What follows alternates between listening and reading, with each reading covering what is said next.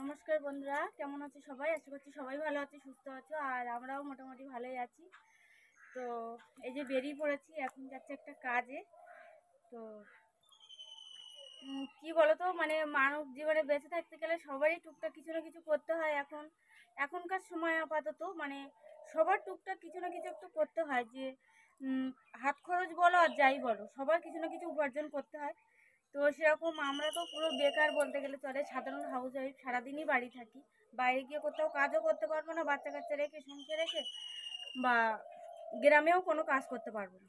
তো ওই জন্য এই যে আজকে যাচ্ছি একটু কাজ শিখতে আর কি, টেলারিংয়ের কাজ, যাতে আমি বাড়ির সংসার সামলে, বাচ্চা কাচ্চা সামলে, বাড়ির আমার কাজ বাজ সামলে, যে ঘরে বসে যদি টুকটাক কিছু না কিছু একটু মানে হাতের কাজ কিছু কিছু করতে পারি। তো ওই জন্য যাচ্ছি, সেই ইচ্ছা তো আছে, শিখতে যাচ্ছি।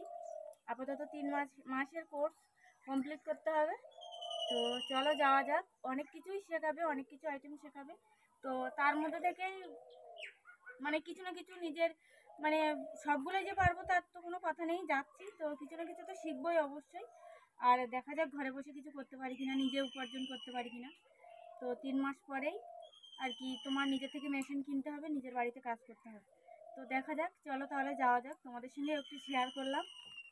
তো নিজের থেকে সবাই চায় যে কিছু উপার্জন করি, সেরকম আমিও। তো দেখা যাক কি হোক, চলো যাওয়া যাক।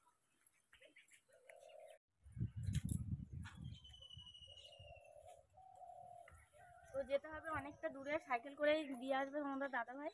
তো যাবো বালিবাজারে, ওখানটায় শেখাবে। আমাদের গ্রামে আশেপাশের আমার মামি শাশুড়ি বা যারা, সবাই একসঙ্গে যাবো, চলো।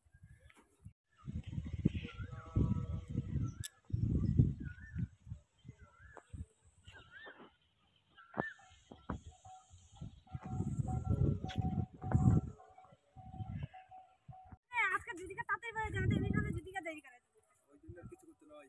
দাও ভিডিও করতে ছাড় দাও একদম। আজকে তাড়াতাড়ি বের হই আমি দেখতে। তো এই যে সবাই বেরিয়েছে, মামা নিয়ে যাচ্ছে, মামি তোমাদের দাদা ভাই, ওই আমি যাচ্ছি। আর এদিকে এই যে কে আরেকজন এখনো আসেনি, ওই জন্য এখানটা দাঁড়িয়ে আছি সবাই।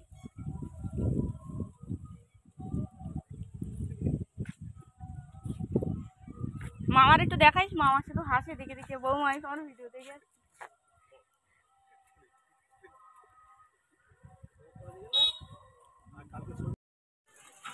তো বন্ধুরা, আমরা দেখো এই যে চলে এসেছি। তো এই যে এসে যে যার মতো এই যে বসে পড়েছি মেশিনে। তো আমরা শিখছি সবে সবে, অনেকেই একসঙ্গে ভর্তি হয়েছে। এই দেখো পাশের ঘরেও দেখতে পাচ্ছি অনেকে রয়েছে।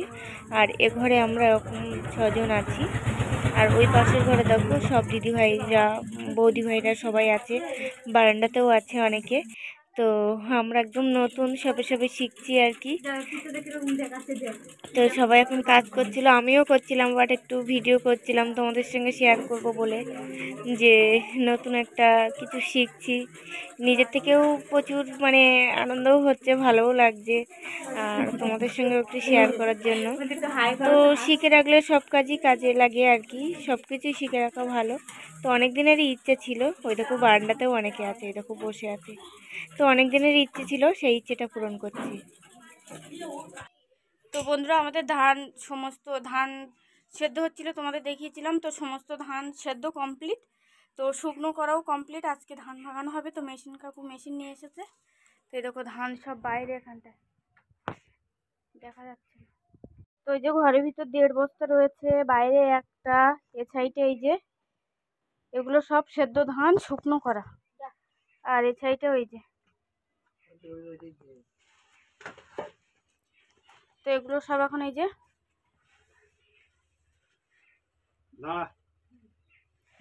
নিয়ে যাওয়া হচ্ছে রাস্তায়। মেশিন এসছে, বয়ে বয়ে নিয়ে যাওয়া হবে, তারপর ভাঙানো হবে।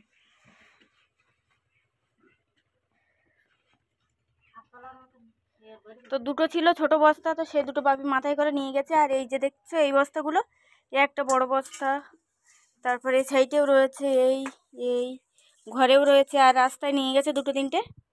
এগুলো সব এর থেকে কিছুটা করে বের করে নিতে হবে ধান, না হলে পরে অতটা ধান একবারে নিয়ে যেতে পারবে না।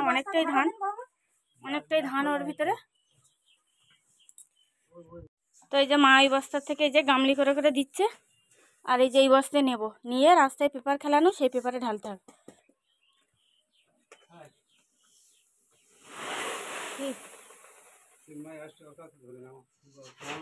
তুই পারবা এই বস্তা?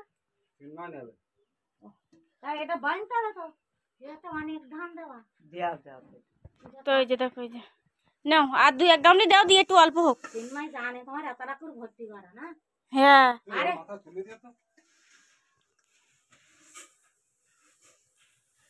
আমার জোগাড়ি এখন।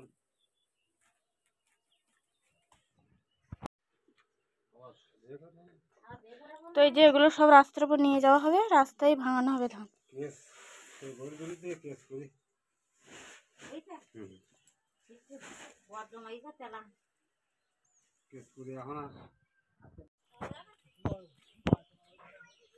এই যে রাস্তার পাশে এখানটায় ধান ঝাড়াই হবে। এই যে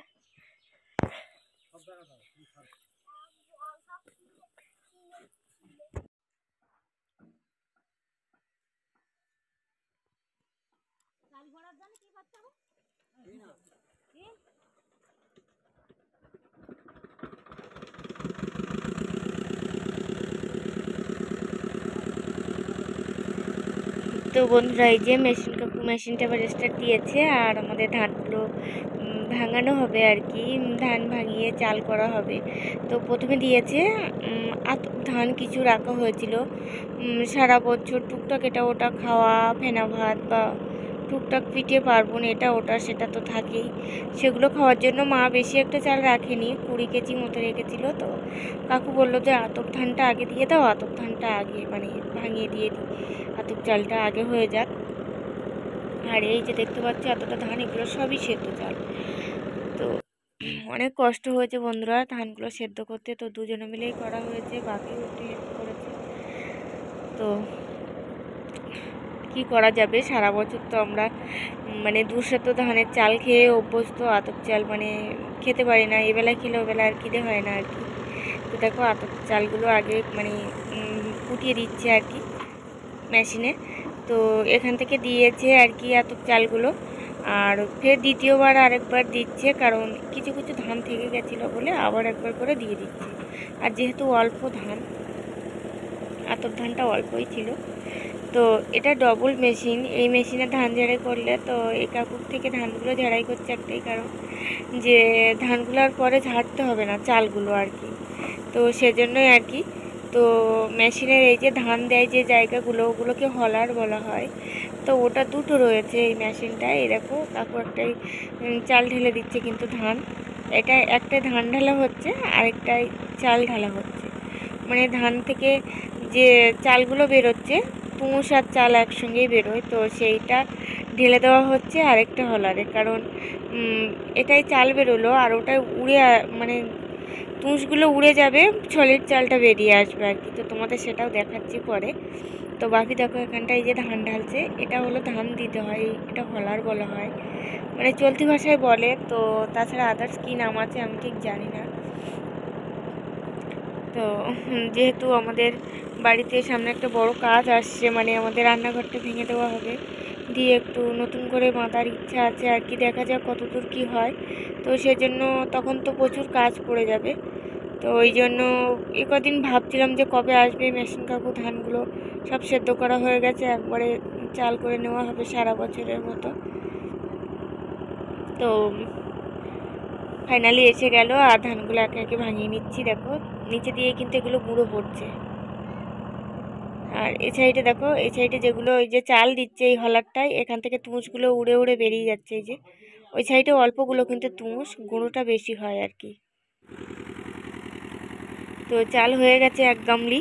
তো উঠোনে প্লাস্টিক বিছানো আছে, তো প্লাস্টিকে দিয়ে আসবো আর কি, চালগুলো একটু রোদ খাওয়াই। ওই যে দেখো উঠোনে প্লাস্টিক দেওয়া আছে, প্লাস্টিকে চালও টুকটুক করে নিয়ে যাওয়া হচ্ছে, প্লাস্টিকে ঢেলে দেওয়া হচ্ছে। গরম হয়ে গেলে বিকেল আবার ঠেকে রেখে দেবো আর কি, সারা বছরের জন্য মজুত করে। তো এই দেখো বন্ধুরা, এটা হলো চাল দেওয়া হলার। এখান থেকে চালগুলো এই যে যাচ্ছে, নিচে দিয়ে চালগুলো পড়ে যাচ্ছে, উপর দিয়ে তুষগুলো উড়ে যাচ্ছে আর কি। দেখো এই হলারটায় চাল দিয়েছে, এই হলারটা ধান দিয়েছে, আর নিচ থেকে মানে এই তুষ আর ধানটা পড়ছে, টিনে, তারপর কাকুটা ওই সাইডে দিচ্ছে, দিলে চালটা উড়ে যাচ্ছে আর কি, তুষগুলো উড়ে যাচ্ছে, চালটা ফ্রেশ হয়ে বেরিয়ে আসছে।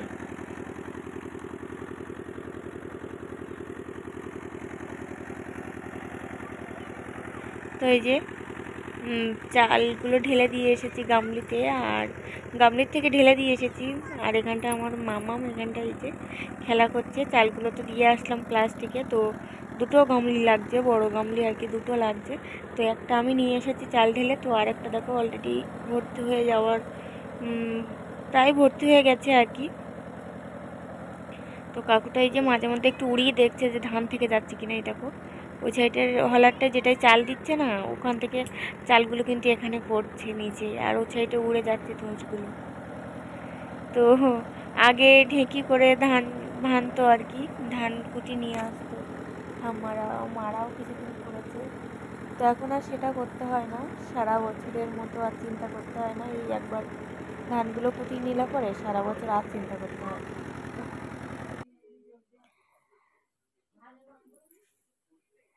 তো এই দেখো প্রচুর ভার নিতে পারছিলাম না, তো এখানটায় রেখে দিয়েছিলাম।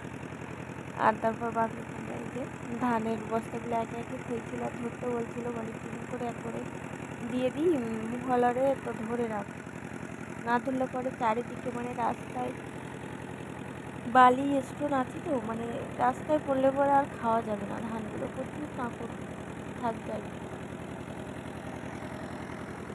তো এভাবেই আমরা ধান সেদ্ধ করে সারা বছরের খোরাকির চাল রেখে দিই মেশিনে ভেঙে, মানে ফুটিয়ে আর কি। তো বন্ধুরা, তোমাদের কেমন লাগলো আমাদের গ্রাম বাংলায় এরকমই কাজবাজ আর কি। তো তোমাদের কেমন লাগে অবশ্যই কিন্তু কমেন্টস করে জানাবে, আর ভালো লাগলে অবশ্যই লাইক কমেন্ট শেয়ার করবে, আর চ্যানেলটা নতুন হলে অবশ্যই কিন্তু সাবস্ক্রাইব করে দেবে। আর আমি যে একটা নতুন কাজে ভর্তি হয়েছি, নিজের থেকে একটু স্বাবলম্বী হওয়ার চেষ্টা করছি, তো সেটাও তোমাদের কেমন লাগছে অবশ্যই কিন্তু বলবে। তো দেখো, সবাই তো চায় না নিজের থেকে কিছু উপার্জন করি, সবাই চায় যে নিজে একটু স্বাবলম্বী হওয়ার, সবাই চেষ্টা করেছে। সেরকম আমারও, যে ঘরে বসে যদি কিছু করতে পারি, নিজের জিনিসগুলো তো নিজে একটু সেলাই করতে পারি, তো সেরকমই ইচ্ছা আছে। তো শিখে নিই, বাদবাকিটা নিজের তো ইচ্ছা আছে, বাদবাকিটা ভগবানের উপরে ছেড়ে দিয়েছি। তো তোমাদের দাদাভাই বলেছিল শিখতে, বাট আমারও ইচ্ছে ছিল, তো ওই জন্য ভর্তি হয়ে গেলাম। তো অবশ্যই কিন্তু জানিও কাজটা কেমন হলো। আজকের মতো টাটা, সবাই ভালো থেকো।